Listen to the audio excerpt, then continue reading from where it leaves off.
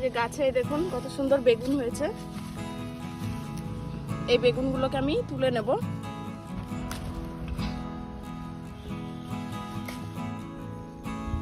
বাবা কি কাটা!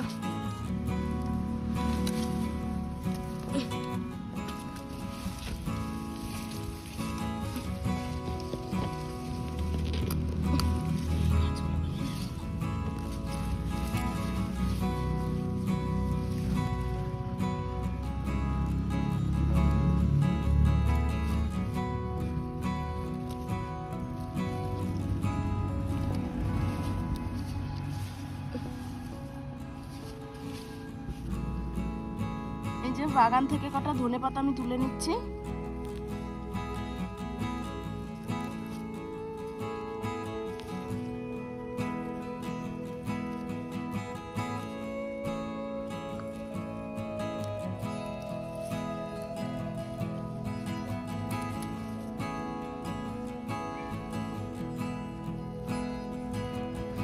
এই যে ধনেপাতা গাছের মধ্যে অনেকগুলো মৌরি গাছও হয়েছে। এই দেখুন, এই যে এইগুলো মৌরি গাছ।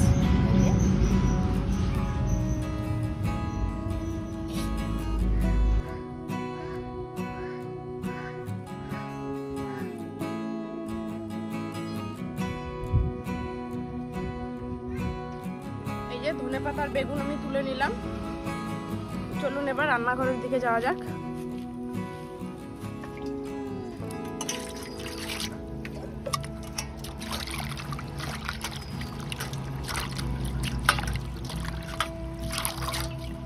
ক্ষেতের একদম টাটকা ধনেপাতা। আলুগুলোকে আমি কেটে নেব। এই যে বেগুন, আলু আর মূলো দিয়ে আমি একটা নিরামিষ জগন্নাথ দেবের সবজি রান্না করা হয়, তো সেইভাবেই আমি রান্না করব আজকে ওই সবজিটা নিরামিষ।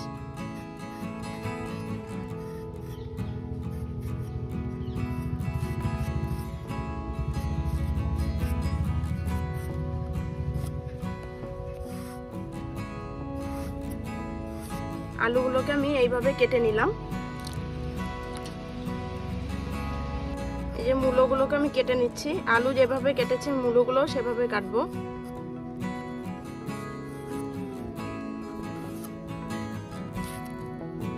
আর এখানে সাদা মূলোই ব্যবহার করা হয়, তো আমি সাদা মূলোই নিয়েছি। আর মূলোর এই যে এই ডাঁটিগুলো একটু রেখে দিয়েছি।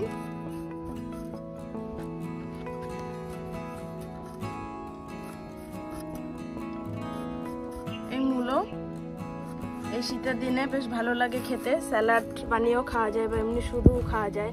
আমার দাদু আবার মুড়ি দিয়েও খায় মূলো।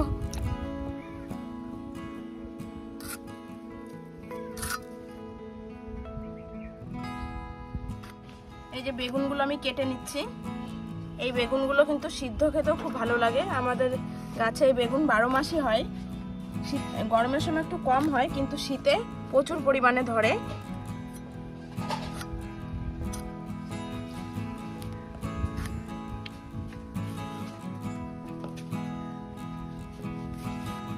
বেগুনগুলো আমি এভাবে কেটে নিচ্ছি।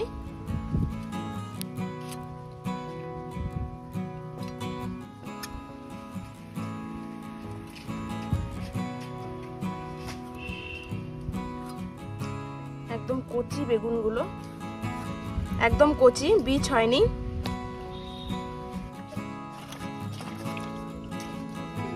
এই বেগুনগুলো আমি ধুয়ে তুলে নিলাম।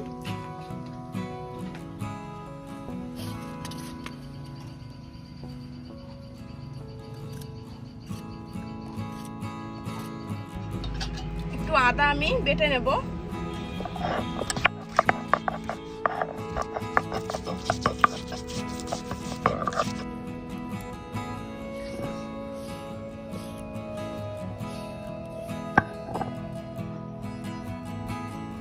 এবারে শুকনো খোলায় আমি সামান্য একটু জিরে টেলে নেব।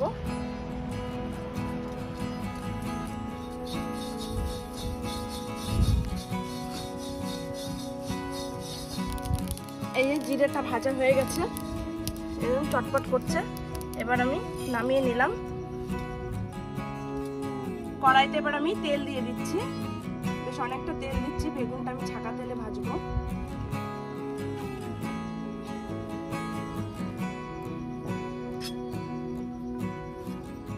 এখানে আমি কয়েকটা বড়ি নিয়ে নিয়েছি। এই বড়িগুলো প্রথমে আমি ভেজে নেব।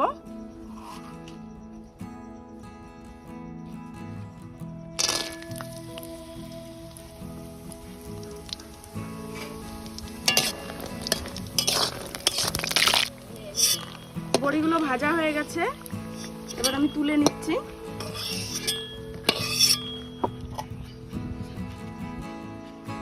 এবার আমি বেগুনগুলোকে ভেজে নেব।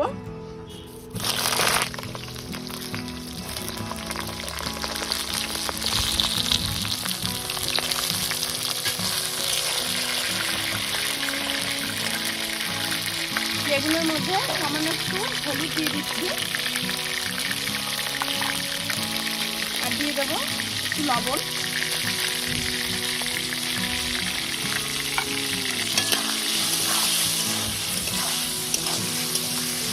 এবার বেগুনগুলোকে ভালোভাবে ভেজে নেব।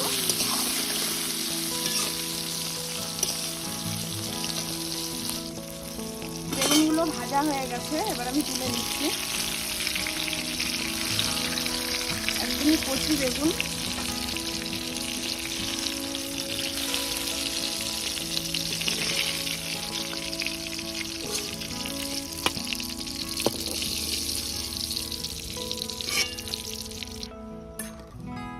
কাঁচা লঙ্কাগুলো আমি চিড়ে নিচ্ছি।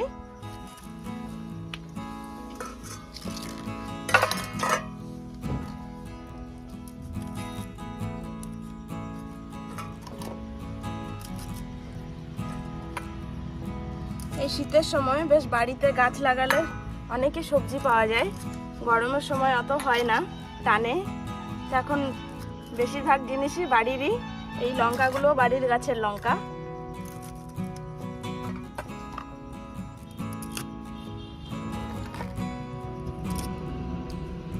যে লঙ্কাগুলো চেরা হয়ে গেছে। এই যে হিং নিয়ে নিয়েছি, এই তেলের মধ্যে আমি সামান্য একটু দিয়ে দেবো ফোড়ন।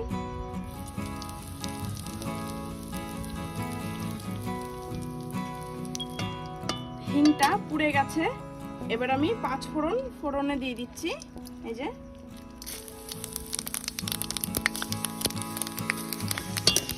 আর দিয়ে দেবো চেরা কাঁচা লঙ্কাগুলো।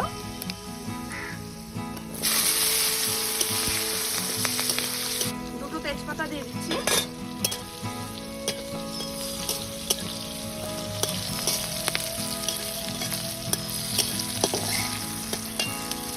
এরপর দিয়ে দেবো কেটে রাখা মূলো আর আলু।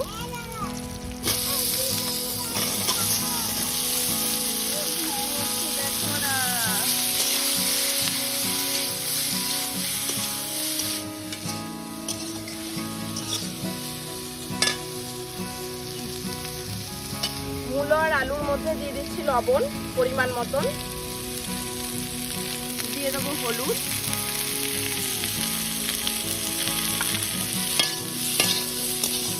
হলুদ আর লবণটা দিয়ে একটু নাড়াচাড়া করে নেব। বেটে রাখা আদাটাও দিয়ে দিচ্ছি।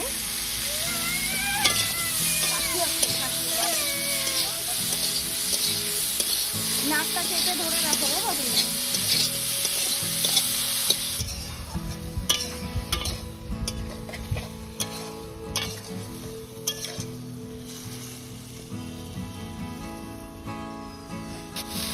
আদা লঙ্কা সমস্ত কিছু ভালোভাবে কষানো হয়ে গেছে, এবার আমি জল দিয়ে দেব।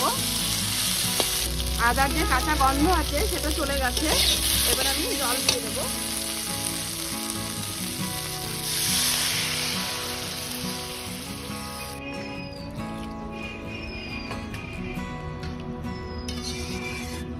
জল দিয়ে দিয়েছি, ফুটে উঠলে ওটাকে ঢেকে দেবো। ততক্ষণে আমি ভেজে রাখা জিরেটা বেটে নেব।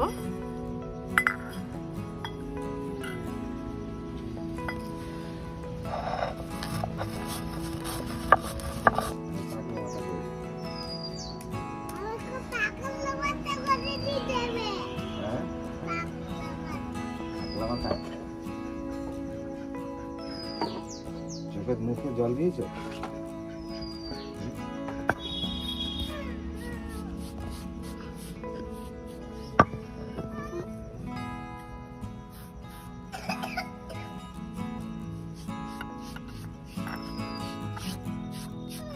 যে ঝোলটা ফুটে উঠেছে, এবার আমি একটু ঢাকা দিয়ে রেখে দেবো মূলো আর আলুটা সেদ্ধ হওয়ার জন্য। এবার আমি ঢাকাটাকে তুলে নিচ্ছি।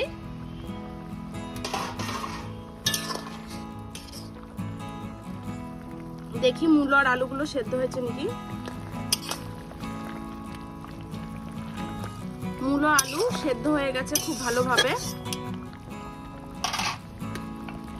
এরপর আমি দিয়ে দেবো ভেজে রাখা বড়িগুলো।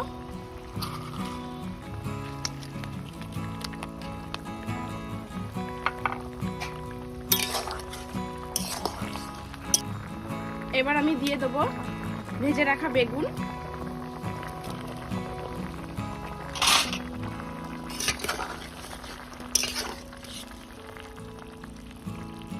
বেগুনগুলো খুব কচি তো, তাই সাবধানে একটু দিচ্ছি, যেহেতু ভাজাটাও বেশ ভালোই হয়ে গেছে। এরপর দিয়ে দেবো ভেজে রাখা জিরের গুঁড়ো।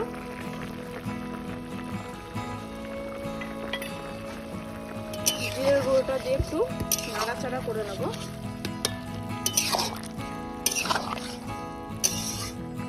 জিরের গুঁড়োটা দিয়ে একটু জাল হতে দেব। আপনারা এই রেসিপিটি যে কোনো নিরামিষ দিনে বানিয়ে নিতে পারেন। এটা একটা জগন্নাথ দেবের যে ভোগ হয়, সেই ভোগের দেওয়া হয় এই তরল সবজিটা। আমি ওর জন্যই একবার বাড়িতে বানানোর চেষ্টা করলাম ওইভাবে। নামানোর আগে আগে আমি কিছুটা ধনেপাতা দিয়ে নামিয়ে নেব। ধনেপাতাগুলোকে একটু কুচিয়ে নিচ্ছি।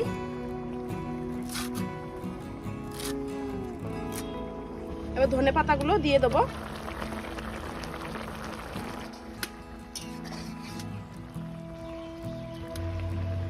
সবজিটা হয়ে গেছে, এবার আমি নামিয়ে নিচ্ছি।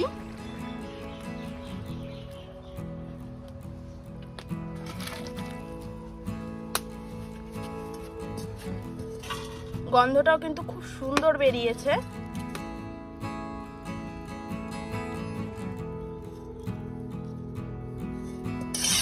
আর একটা কথা বলছি, আপনারা যদি পাঁচফোড়ন না পছন্দ করেন, এই ফোড়নে যে আমি পাঁচফোড়ন দিয়েছি, আপনারা রাঁধুনি দিয়েও ফোড়নটা দিতে পারেন।